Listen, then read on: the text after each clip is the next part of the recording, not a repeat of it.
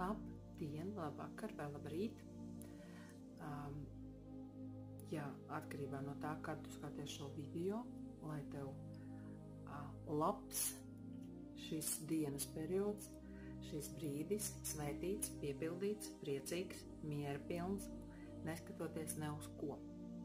Un savukārt es vēlos padalīties ar dažām domām, pārdomām, tieši tāpēc, lai tas tā varētu būt.